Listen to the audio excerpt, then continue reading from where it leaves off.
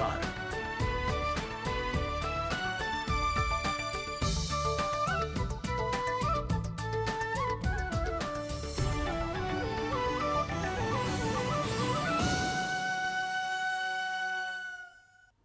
नमस्कार।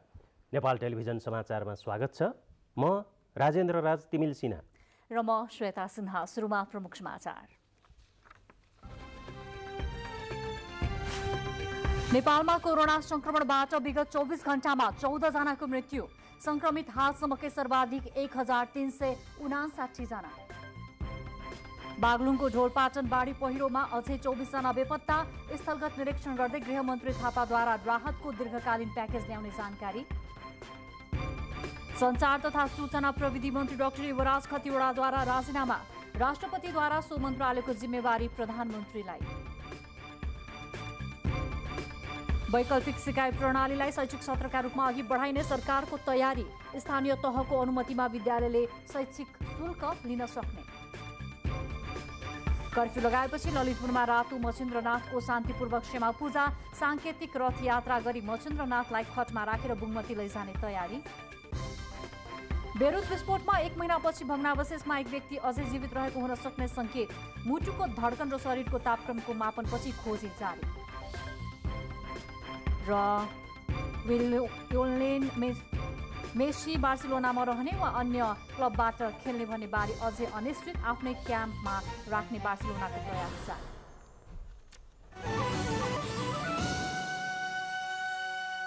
समाचार अब विस्तारमा। नेपालमा कोरोना संक्रमणबाट विगत 24 घण्टामा 14 जनाको मृत्यु भएको छ। संक्रमित पनि हालसम्मकै सबैभन्दा धेरै 1359 जना थपिएका छन्। 13,638 जनाको PCR परीक्षण गर्दा यो संख्यामा संक्रमित थपिएका हुन्। कोरोना भाइरसबाट विगत 24 घण्टामा नेपालमा 14 जनाको मृत्यु भएको स्वास्थ्य मन्त्रालयले जनाएको छ। मृत्यु हुनेमा महिला 4 जना र 10 जना पुरुष रहेका छन्। यो सँगै नेपालमा मृत्यु हुनेको संख्या 271 पुगेको छ। त्यसैगरी 13,638 जनाको PCR जाँच गर्दा 1,359 जना नयाँ संक्रमित भेटिएको स्वास्थ्य मन्त्रालयका प्रवक्ता डाक्टर जागेश्वर गौतमले जानकारी दिनुभयो। तीमध्ये 464 जना महिला र 895 जना पुरुष रहेका छन्। नयाँ संक्रमित मध्ये काठमाडौँमा 386 जना, भक्तपुरमा 36 जना र ललितपुरमा 32 जना गरी काठमाडौँ उपत्यकामा 454 जना संक्रमित थपिएका छन्। सक्रिय संक्रमित 18,404 जना रहेका छन् भने हालसम्म संक्रमित हुनेको संख्या 44,236 जना रहेका छन्। अहिले संस्थागत आइसोलेसनमा 10,942 जना र घरमै आइसोलेसनमा 7,462 जना बसिरहेका छन्। त्यस्तै गत 24 घण्टामा 1,354 जना डिस्चार्ज भएसँगै अहिलेसम्म 25,561 जना डिस्चार्ज भएका छन्। आइसियुमा 151 जना र भेन्टिलेटरमा 26 जना रहेका छन्। त्यसैगरी अहिले क्वारेन्टिनमा 6,561 जना रहेका छन्। PCR पोजिटिभ हुनेहरूको नतिजा 464 महिला, 895 पुरुष सहित जम्मा 1359 र आजसम्मको जम्मा पोजिटिभ हुनेहरूको संख्या 44,236 रहेको छ। गएको 24 घण्टामा 14 जना नेपाली दाजुभाइ दिदीबहिनीहरूको मृत्यु भएको छ। यसैगरी कोरोना संक्रमण रोकथामका मुख्य 3वटा उपायहरू जसलाई SMS पनि भनिन्छ, जस्तो एकअर्का बीचमा 2 मिटर टाढा बस्ने, घरबाट बाहिर निस्कँदा मास्कको प्रयोग गर्ने र हात मिची 20 सेकेन्डसम्म धुने वा सेनिटाइजरको प्रयोग गर्ने। यी उपायहरू अनिवार्य रूपमा पालना गर्न मन्त्रालयले अनुरोध गरेको छ। यी उपायहरू वैज्ञानिक भएको पनि मन्त्रालयले जनाएको छ र संयमित भई स्वास्थ्य मापदण्ड अपनाउन र संक्रमित रोग विरुद्ध लड्न एकजुट हुन पनि सबैमा आग्रह गरिएको छ। यो अप्ठ्यारो परिस्थितिबाट बाहिर आउन सबैले आफ्नो ठाउँबाट सक्दो प्रयास गरौँ, संयमित बनौँ। यो कसैले कसैमाथि प्रश्न उठाउने भन्दा पनि संक्रमण रोगका विरुद्ध लडाईँ लड्ने बेला हो।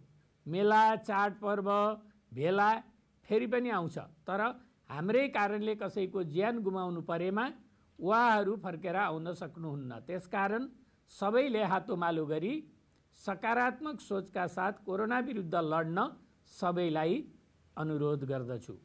पछिल्लो समयमा कतिपय सञ्चार माध्यममा यी स्वास्थ्य मापदण्डको कुनै औचित्य छैन भन्ने भनाइहरू आइरहेको र ती भनाइहरू तथ्यहीन र भ्रामक भएको हुँदा सरकारले तोकेको मापदण्ड पालना गर्न मन्त्रालयले सबैमा अनुरोध समेत गरेको छ।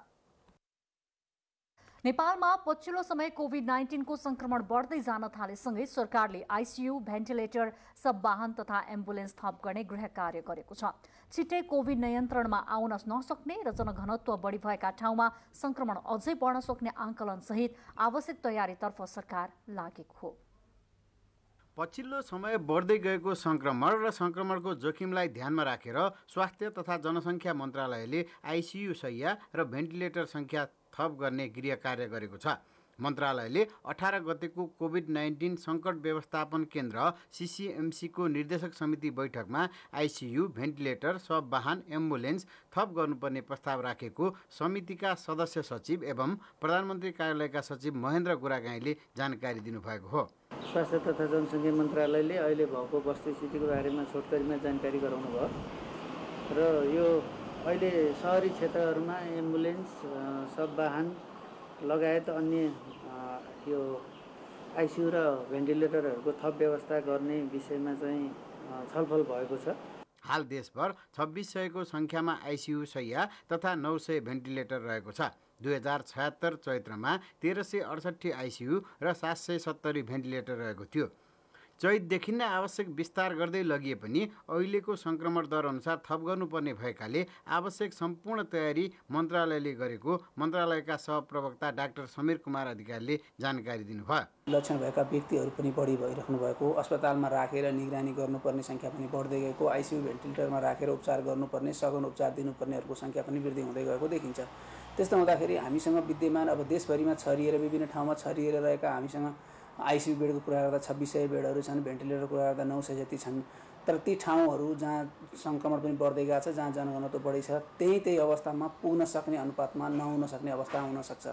त्यस्तो अवस्था हामीले देखि पनि राखेका छौँ। त्यो कुराहरूलाई मध्यनजर गरेर हामीले बिस्तारै यो सङ्ख्याहरू बढाउँदै जानुपर्छ। स्वास्थ्य मन्त्रालयले यो बढाउनलाई आवश्यक तयारीहरू गर्नुपर्छ भन्ने हिसाबले हामीले कामहरू सुरु गरेका छौँ।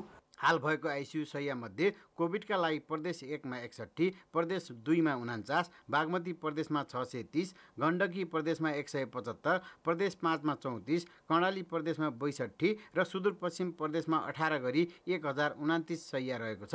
त्यसै गरी उपलब्ध भेन्टिलेटर सङ्ख्यामध्ये प्रदेश 1 मा 21, प्रदेश 2 मा 17, बागमती प्रदेशमा 361, गण्डकी प्रदेशमा 57, प्रदेश 5 मा 12, कर्णाली प्रदेशमा 26 र सुदूरपश्चिम प्रदेशमा 12 गरी 506 वटा भेन्टिलेटर कोभिड-19 का लागि छुट्याइएको छ। केही सङ्ख्यामा एम्बुलेन्स तथा सब वाहन थप गरिसकिएको र सरकारले निर्णय गरे लगतै थपको प्रक्रिया सुरु गर्ने गरी आइसियू तथा भेन्टिलेटर थप गर्ने आवश्यक तयारी गरिएको मन्त्रालयका सहप्रवक्ता डाक्टर अधिकारीले जानकारी दिनुभयो। स्वास्थ्य तथा जनसङ्ख्या मन्त्रालयले कोभिडको प्रतिकार्यको लागि 4 महिनाको द्रुत प्रतिकारी योजना बनाएर हामीले काम गरेका छौँ। त्यही कार्ययोजनाअनुसार हाम्रो कामहरू अहिले जति पनि रेस्पोन्सहरू भइरहेछ त्यसैको आधारमा छ। अहिले तत्काल निर्णय भएर सामग्रीहरू यति थप गर्ने भनेर निर्णय भएर आउँदाखेरि हाम्रो त्यही द्रुत प्रतिकारी योजनाकै आधारमा अगाडि बढ्ने हो। सामानहरूको उपलब्धता संसारमा त्यति सजिलो छैन, महँगो छ, सजिलै पाइने अवस्था पनि छैन। ती सबै कुराहरूलाई मध्यनजर गर्दा हामीले धेरै चाँडो गर्ने प्रयासहरू चाहिँ गरेका छौँ। त्यसमा मैले ठ्याक्कै यति समयभित्र आइपुग्छ भनेर भन्न सक्ने अवस्था चाहिँ छैन। तर जुन हिसाबले अब हाम्रा मित्र राष्ट्रहरूले सहयोग गर्ने कुराहरू, उहाँहरूले सामान उपलब्धताको लागि जसरी सहजीकरण गरिदिन्छौँ भन्नुभएको छ, त्यो हिसाबले सामानहरू हामी कहाँ केसहरू बढ्दै गएर डिमान्डहरू धेरै हुने, व्यक्तिहरूलाई त्यस्तो अवस्थामा राखेर उपचार गर्नुपर्ने अवस्थाहरू बढ्दै जाँदा त्यतिखेरसम्म चाहिँ हामीलाई सामान उपलब्ध हुने खालको वातावरण बनिसक्ने हामी देखेका छौँ। सङ्क्रमण दर कम गर्न मन्त्रालय सफल रहेको जानकारी दिँदै सहप्रवक्ता डाक्टर अधिकारीले तत्कालै पूर्ण नियन्त्रणमा आउन नसक्ने भएकाले सबैले जनस्वास्थ्यको मापदण्ड अनिवार्य पालना गर्दै आफ्ना बानी व्यवहार परिवर्तन ल्याउन पनि आग्रह गर्नुभयो। हाल देशभर आइसोलेटेड शय्याको सङ्ख्या 20,266 र क्वारेन्टिन शय्याको सङ्ख्या 1,20,871 रहेको तथ्याङ्क छ। क्यामेरामा राम थापाका साथ केशवराज विष्ट, नेपाल टेलिभिजन। पछिल्लो समयमा कोरोना बिमाप्रतिको आकर्षण बढेको छ।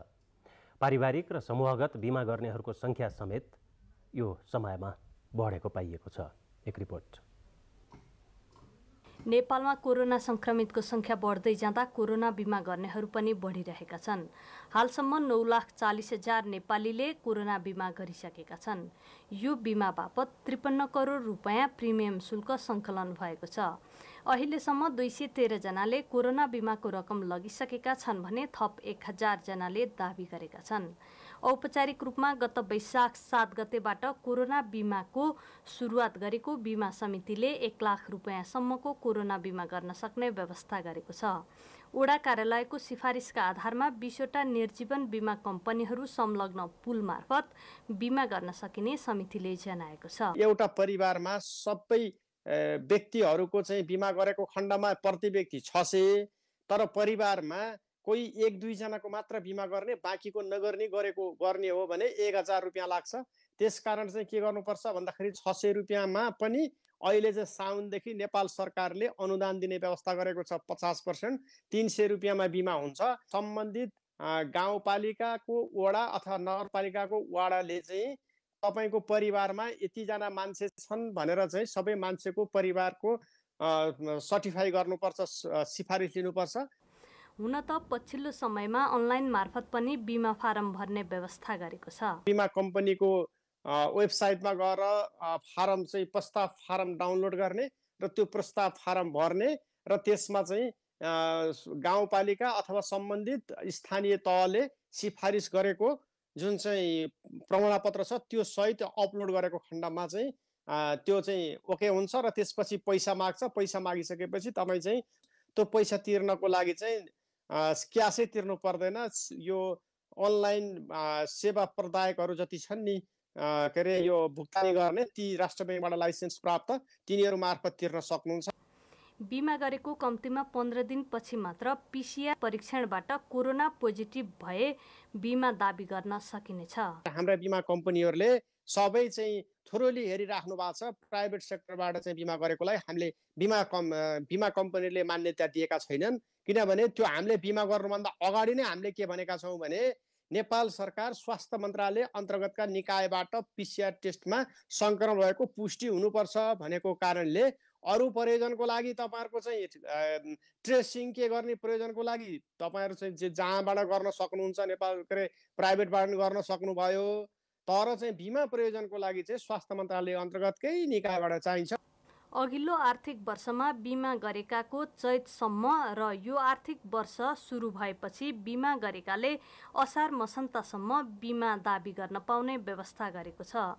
क्यामेरामा कृष्णहरि वखुन्छेका साथ सलोजा दाहाल, काठमाडौँ। यो थियो कोरोना बिमाको कुरा। अब स्वास्थ्य बिमातर्फ लागौँ। स्वास्थ्य बिमा कार्यक्रममा 1133 थरीका औषधि निःशुल्क पाउने उल्लेख छ। तर सेवा प्रदायक अस्पताल र स्वास्थ्य संस्थाहरूले सस्तो औषधि उपलब्ध गराउने र महँगो औषधि किन्न लगाउने गरेको जनगुनासो छ। उनीहरूले निःशुल्क दिनुपर्ने उपचार र परीक्षणमा समेत भेदभाव गर्ने गरेको गुनासो छ। रोगको निःशुल्क उपचार, परीक्षण र औषधि पाउने आशामा स्वास्थ्य बिमा गराएका पूर्वका बिरामीहरूले पर्याप्त उपचार र औषधि नपाएको गुनासो गरेका छन्। नेपाल सरकारले स्वास्थ्य बिमा बोर्ड मार्फत स्वास्थ्य बिमा गराउने बिमितहरूको वार्षिक करिब 1 लाख रुपियाँ बराबरको निःशुल्क उपचार, परीक्षण तथा औषधि उपलब्ध गराउने गरी बिमा कार्यक्रम लागू गरेको छ। तर निजी अस्पतालहरूले बिमा गराएका बिरामीहरूलाई राम्रोसँग उपचार नगरिदिएको र औषधि समेत किन्न बाध्य बनाएको बिमित बिरामीहरूले बताएका छन्। के भन्नु, हामी कहाँ जो लिस्ट छ त्यसमा एउटा तपाईँको औषधि चाहिँ बाँकी बाहिरबाट ल्याउनुहोस्। पैसा चाहिँ हामीसित असुल गर्छन् अनि औषधि चाहिँ बाहिर किन्न लाउँछन्। एउटा सामान चाहिँ जस्तो अहिले यहीँ किन्न सक्नुहुन्छ, एउटा चाहिँ बाहिर किन्नुपर्छ भनेर भन्दै हुनुहुन्थ्यो। स्वास्थ्य बिमा कार्यक्रम लागू भएको विराटनगर स्थित नोबेल मेडिकल कलेजमा दैनिक करिब 300 जना बिमा गराएका बिरामीहरूले उपचार गर्ने गरेका छन्। तर उनीहरूले सोही अस्पतालले खोलेको फार्मेसीबाटै औषधि नपाउने स्थिति छ। गत पौषदेखि बिमा बोर्डले बिमाको रकम उपलब्ध नगराएकोले औषधि अभाव भएको फार्मेसी इन्चार्ज विपिन काफ्लेले जानकारी दिनुभयो। अहिले पनि दिन्छु, तर मसँग किन्नको लागि मार्केटमा मलाई पैसा दिँदैन, सप्लायरले मलाई दबाई दिँदैन भने मैले आफै बनाउने कुरो हो त होइन नि। म बनाउनु त सक्दिनँ। भनेपछि बनाउन सक्दिनँ भने भोलि त्यो पेसेन्टलाई मैले के भन्छु, यो दबाई मसँग छैन भनेर बोलाउनु परेन मैले। निःशुल्क उपचार र औषधि नपाएको खण्डमा लिखित उजुरी दिए सम्बन्धित स्वास्थ्य संस्था र अस्पताललाई कारबाही गरिने स्वास्थ्य बिमा बोर्डका प्रदेश नम्बर 1 संयोजक दुर्गा प्रसाद आचार्यले जानकारी दिनुभयो। देखादेखि ठगी नै गरेको छ होइन। भने अब उहाँले यदि गुनासो हाल्नुपर्ने हुन्छ र त्यो गुनासो हाल्दा र त्यही ठगी भएको पाइयो भने त्यसलाई चाहिँ अघि मैले भनिसकेँ उसको सम्झौता भङ्गसम्मको कारबाही गर्ने चाहिँ स्वास्थ्य बिमाको बोर्डसँग अधिकार रहेको छ। प्रदेश नम्बर 1 मा उदयपुर, ताप्लेजुङ र पाँचथर बाहेक 11 जिल्लामा स्वास्थ्य बिमा कार्यक्रम लागू भएको छ। धेरै निजी तथा सरकारी अस्पतालहरूले अहिले पनि बिमा गराएका बिरामीहरूलाई ठग्ने गरेकोले सम्बन्धित निकायले अनुगमन र निरीक्षणलाई अझै प्रभावकारी बनाउनु आवश्यक छ। मोहन मानन्दर, नेपाल टेलिभिजन, प्रदेश नम्बर 1, विराटनगर। दर्शकवृन्द, अर्थ र सञ्चार तथा सूचना प्रविधि मन्त्री डाक्टर युवराज खतिवडाले राजीनामा दिनुभएको छ। राजीनामा स्वीकृत पनि भइसकेको छ र अब ती मन्त्रालयको कार्यभार कसले सम्हाल्दै हुनुहुन्छ त? यी लगायत बाँकी समाचार लिएर उपस्थित हुनेछौँ विश्रामपछि।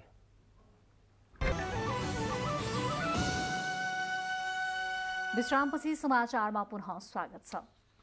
राष्ट्रपति विद्यादेवी भण्डारीले अर्थ र सूचना तथा सञ्चार प्रविधि मन्त्री डाक्टर युवराज खतिवडाले दिनुभएको राजीनामा स्वीकृत गर्नुभएको छ।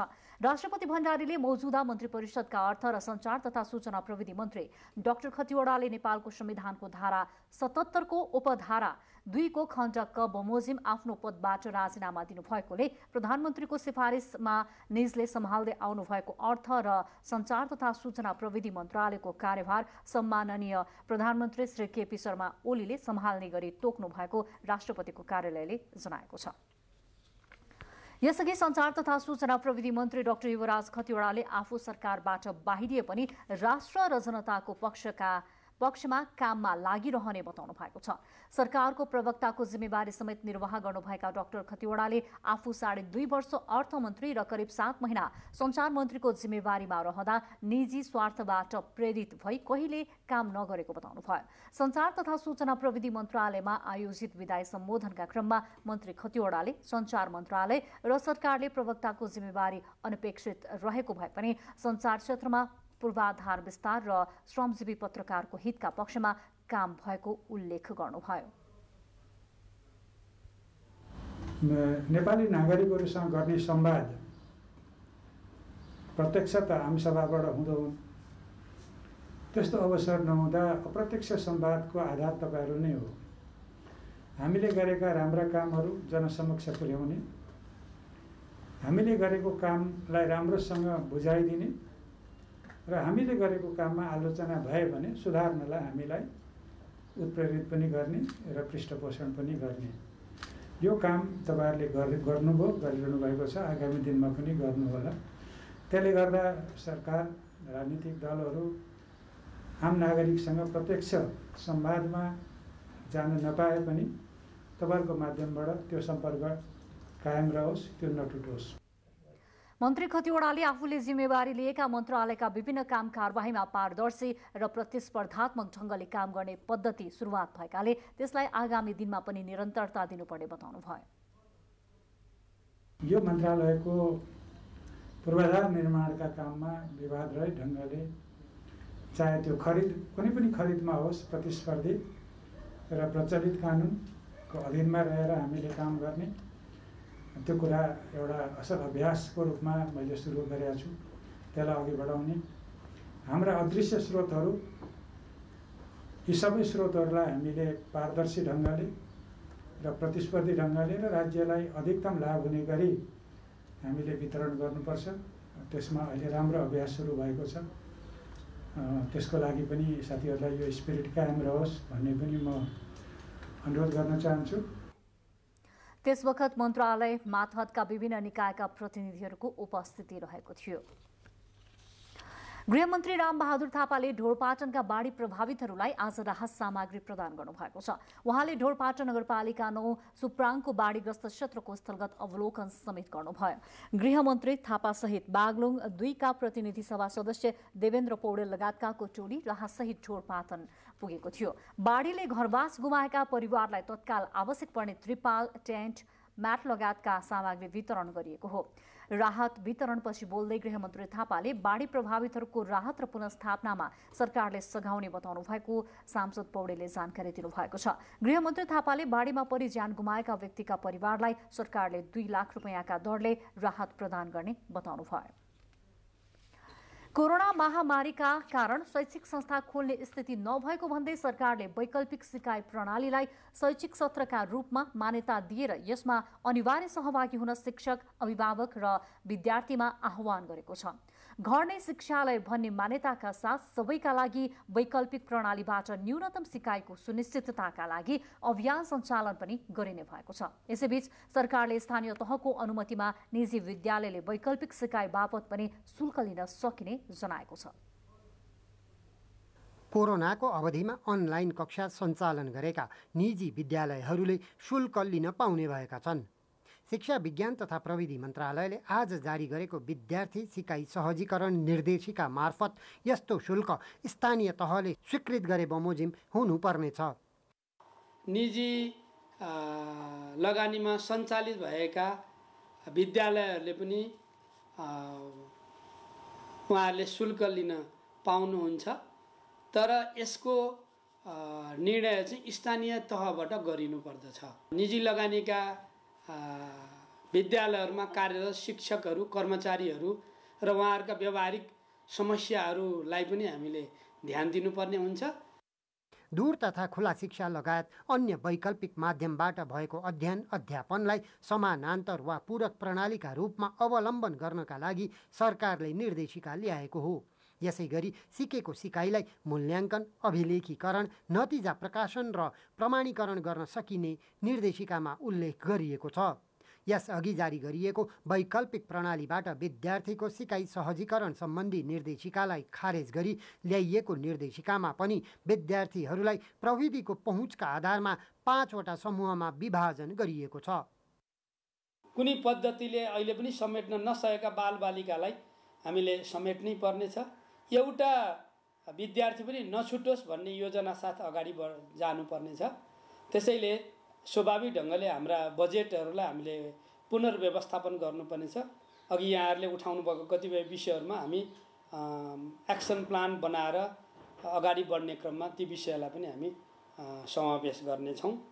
शैक्षिक सत्रको करिब 4.5 महिना बितेको अवस्थामा अत्यावश्यक विषयवस्तु समेट्ने गरी घटाइएको पाठ्यभार भदौ मसान्तभित्र जारी गर्ने तयारी मन्त्रालयको छ। शिक्षकहरूले आफ्ना विद्यार्थीको अवस्था पहिचान गर्नुपर्ने र समूहगत रूपमा सिकाइ सहजीकरण गर्नुपर्ने छ। कार्यरत विद्यालय रहेको जिल्लाभन्दा बाहिर जिल्लामा रहेका शिक्षकहरूलाई विद्यालयसम्म पुग्नका लागि जिल्ला प्रशासन कार्यालयहरूले सहजीकरण गर्नेछन् भने विद्यालय रहेको स्थानीय तहले त्यस्ता शिक्षकलाई 14 दिनसम्म होम क्वारेन्टिनमा राखी PCR परीक्षणको व्यवस्था पनि गर्नुपर्छ। विश्वविद्यालयका उपकुलपतिहरूलाई समेत कम्तीमा पनि 6 महिनाको कोभिड केन्द्रित क्यालेन्डर सार्वजनिक गर्न निर्देशन दिनुभएका शिक्षा मन्त्री पोखरेलले विद्यार्थीको पढ्न पाउने अधिकारको रक्षा गर्न र शैक्षिक सत्र खेर जान नदिन सबै मिलेर काम गर्नुपर्ने बताउनुभयो। अनुप घिमिरे र टेक बहादुर खड्काका साथ रविचन्द्र पराजुली, नेपाल टेलिभिजन। कोरोना भाइरसको PCR परीक्षणका लागि स्वाब सङ्कलकहरूले महँगो वैयक्तिक सुरक्षा उपकरण PPR लगाएर अप्ठ्यारो मान्दै काम गर्नु परिरहेकोमा अब PPR बिना नै स्वाब सङ्कलन गर्ने घुम्ती भ्यान निर्माण भएको छ। नेपाल विज्ञान तथा प्रविधि प्रज्ञा प्रतिष्ठान नास्टले यस्तो भ्यान बनाएको हो। भइरहेकै जीपमा सुरक्षित उपकरण जोड्ने काम नास्टले गरिरहेको छ। यस क्रममा सशस्त्र प्रहरीको माग अनुसार स्वाब सङ्कलन भ्यान हस्तान्तरण गरिएको छ। यसअघि नेपाली सेना र नेपाल प्रहरीलाई नास्टले यस्तो भ्यान निर्माण गरी हस्तान्तरण गरिसकेको छ।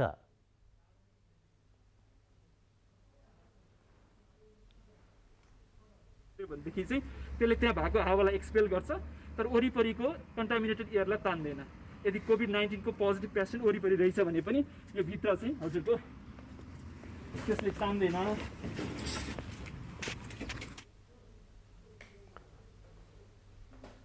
नास्टका सचिव डाक्टर महेश कुमार अधिकारीले सशस्त्र प्रहरीका डाक्टर SP शैलेन्द्र सुवाल श्रेष्ठलाई स्वाब सङ्कलन भ्यान हस्तान्तरण गर्नुभयो। सङ्क्रमणको जोखिम ज्यादै कम गरेर सस्तो लागतमा स्वास्थ्यकर्मीले सुविस्ता साथ स्वाब सङ्कलन गर्नु यसको विशेषता हो। उपलब्ध गराइने भ्यानमा करिब 5.5 लाख रुपैयाँको लागतमा 5 दिनमा यस्तो सुविधा जडान गरिदिन सकिने नास्टले जनाएको छ। कोरोना भाइरसको सङ्क्रमण बढ्दै गएको अवस्थामा अहिले मानिसहरूलाई अत्यावश्यक काम बाहेक घर बाहिर ननिस्किन सरकारले आग्रह गर्दै आएको छ। घर बाहिर निस्कनै परे स्वास्थ्य र सुरक्षा मापदण्डको पूर्ण पालना गर्नुपर्छ। तर अहिले पनि कतिपय मानिसले घर बाहिर निस्किँदा स्वास्थ्य र सुरक्षाको ख्याल गरेको पाइएको छैन। यस्तो अवस्थामा जाने बुझेका मानिसले उनीहरूलाई कसरी सम्झाउने त भन्ने बारेमा प्रस्तुत छ आजको कोरोना केयर।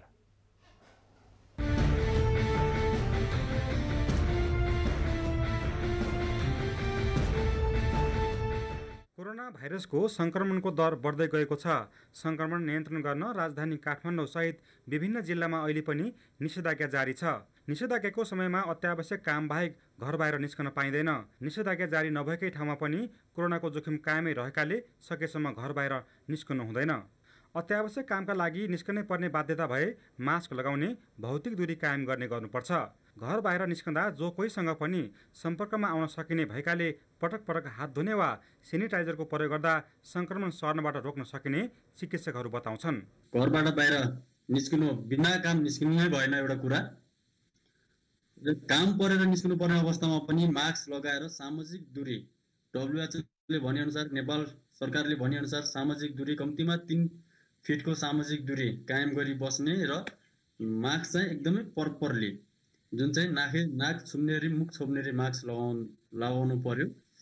यी दुईटा र बाहिर निस्किसकेपछि अथवा कसैसँग कन्ट्याक्ट गरिसकेपछि फ्रिक्वेन्टली लगातार साबुन पानीले अथवा सेनिटाइजरले हात धुनु पर्यो। यिनीहरू कुराहरू चाहिँ आम नागरिकले चाहिँ पालना गरिदिँदा राम्रो होला। आफूले अपनाउने सावधानी त छँदैछ, त्यसमाथि कसैले सावधानी नअपनाएको देखिए त्यस्ता व्यक्तिलाई पनि सम्झाउने गर्नुपर्छ। कोरोना सङ्क्रमण नियन्त्रण गर्न सरकारले प्रयास गर्दै आएको छ। सरकारको एक्लो प्रयासले यसको नियन्त्रण सम्भव हुँदैन। आम नागरिकको मुख्य जिम्मेवारी हुने भएकाले यसबारे सबैले बुझ्नुपर्छ। कसैले कोरोनाबाट बस्ने उपायबारे जानकारी नपाएको भए जान्ने बुझ्ने व्यक्तिले उनीहरूलाई सिकाउनुपर्छ। मेन रेस्पोन्सिबल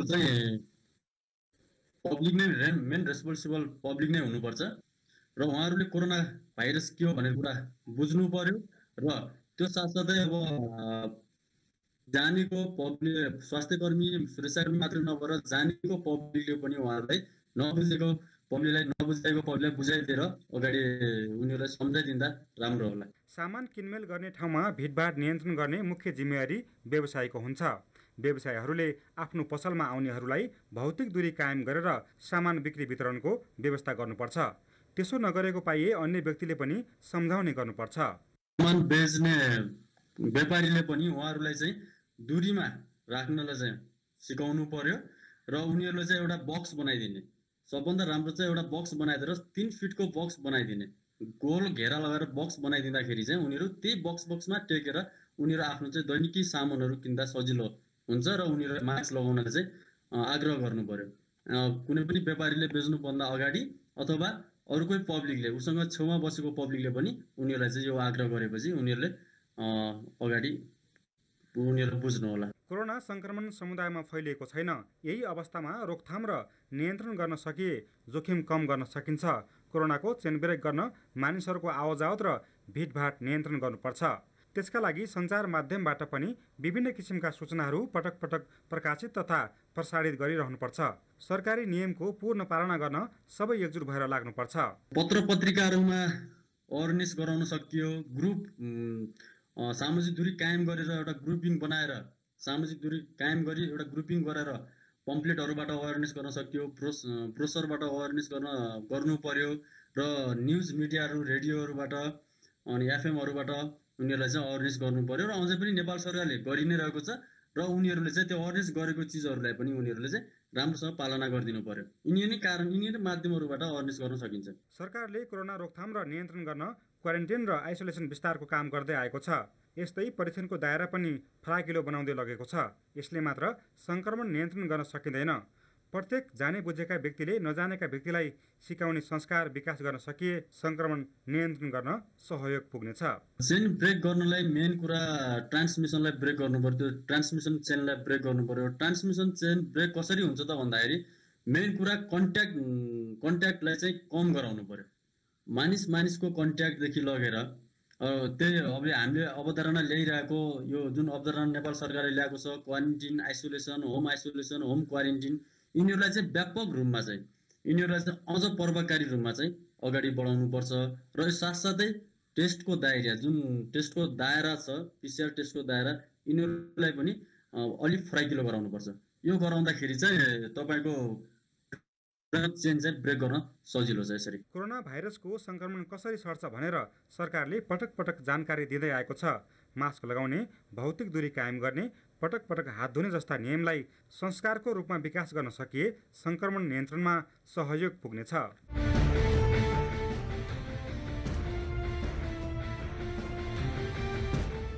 समाचारको क्रम जारी छ, केही बेर विश्राम।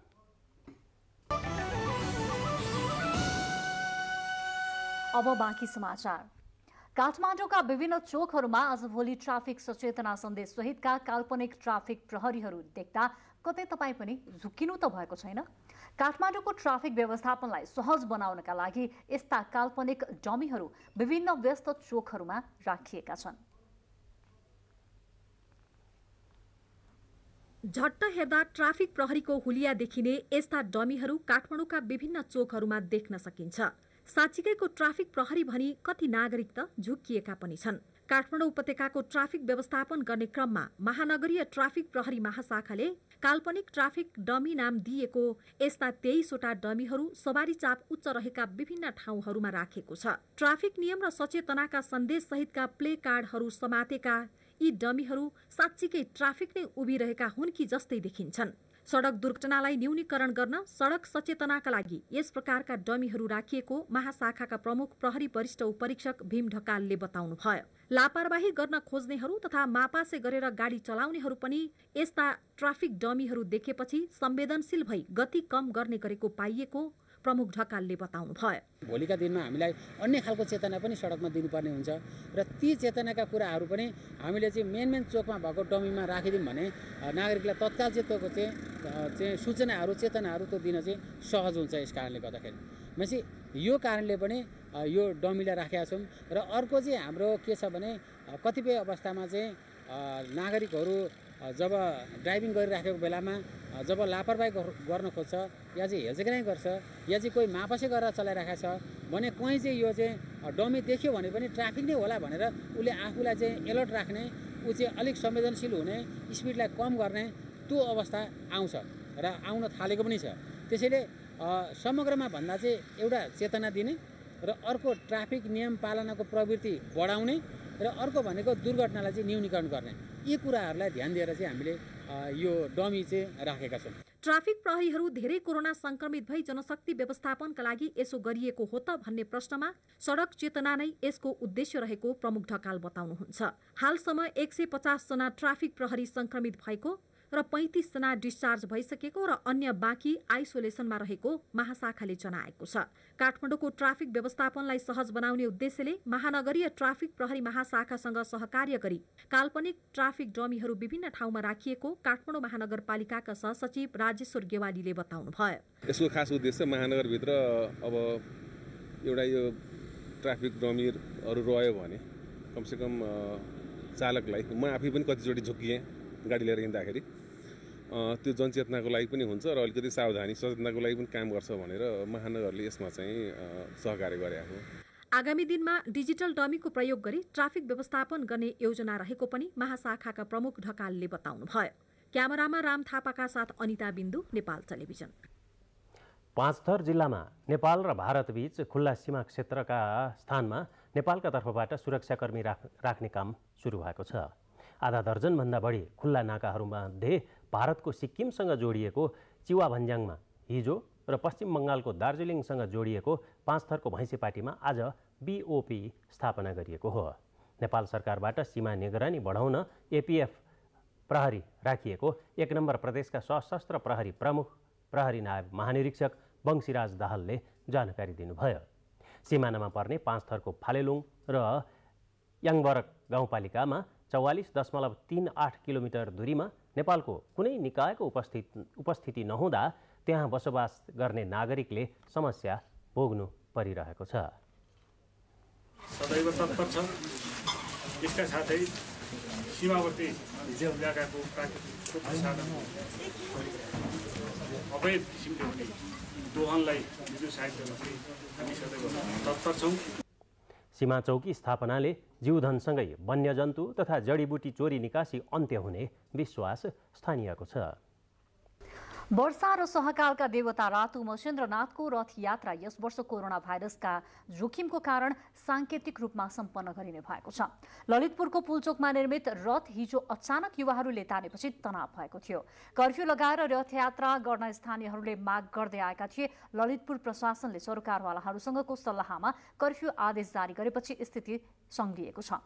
आज केही व्यक्तिद्वारा रथमा क्षमा पूजा गरिएको छ। अब साङ्केतिक रूपमा रथयात्रा गराउने र निश्चित विधि पूरा गरी बुङमतीतर्फ प्रस्थान गराइने भएको छ। सम्भवतः आउँदो 26 गते महेन्द्रनाथको खटमा राखेर बुङमती पुर्याइनेछ।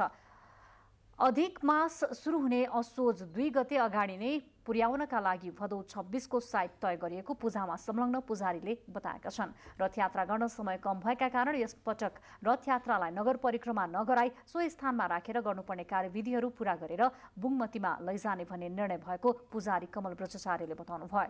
कोरोना महामारीकै कारण यस वर्ष भोटो देखाउने जात्रा पनि नहुने भएको छ।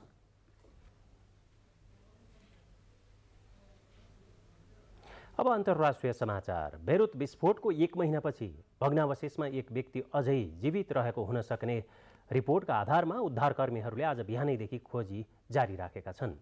शहरको बन्दरगाहमा भएको विशाल विस्फोटको 1 महिनापछि भग्नावशेषभित्र जीवित व्यक्ति भएको सङ्केत पाइएपछि खोजीलाई निरन्तरता दिइएको थियो। बिहिबार एक विशेषज्ञ उपकरणले एउटा घरको भग्नावशेषमा च्यापिएको अवस्थामा एक व्यक्तिको मुटुको धड्कन र शरीरको तापक्रमको सङ्केत पाइएको बताएपछि खोजीलाई निरन्तरता दिइएको हो। अगस्त 4 मा भएको विस्फोटका कारण 191 जनाको ज्यान गएको थियो। लेबनानमा शान्ति स्थापनापछिको सबैभन्दा घातक घटना मानिएको दुर्घटनामा 7 जना अझै हराइरहेको सूचीमा छन्। अब अन्तर्राष्ट्रिय कोरोना भाइरसको असरको तथ्याङ्क। विश्वमा आजसम्म 1,86,65,737 व्यक्ति कोरोना भाइरस सङ्क्रमित भई कोरोना मुक्त भएको विश्व स्वास्थ्य सङ्गठनले जनाएको छ। सङ्गठनका अनुसार विश्वमा 2,64,75,568 जना कोरोना भाइरस सङ्क्रमित छन्। विश्वभरि कोरोना भाइरस सङ्क्रमणबाट 8,73,285 जनाको मृत्यु भएको छ। हाल विश्वमा 69,36,546 व्यक्ति कोरोना भाइरस सङ्क्रमित रहेका र उनीहरूको उपचार भइरहेको पनि विश्व स्वास्थ्य सङ्गठनले जनाएको छ। सङ्क्रमितहरूमध्ये 60,785 जनाको अवस्था गम्भीर रहेको जनाइएको छ। बाँकी समाचार एकैछिनमा।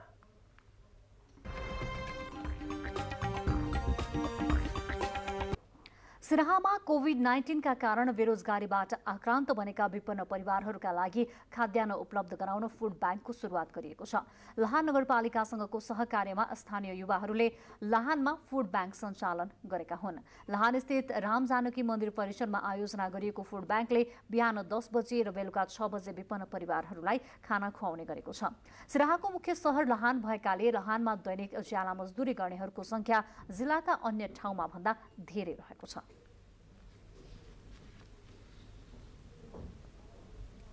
उनीहरूलाई लकडाउन रहन्जेलसम्मको लागि हामीले यो आयोजना गरेको हो। यसमा विशेष सहयोग लाहान नगरपालिका वडा नम्बर 7 को र हाम्रो यो परोपकार युवा क्लबले संयुक्त आयोजना गरेर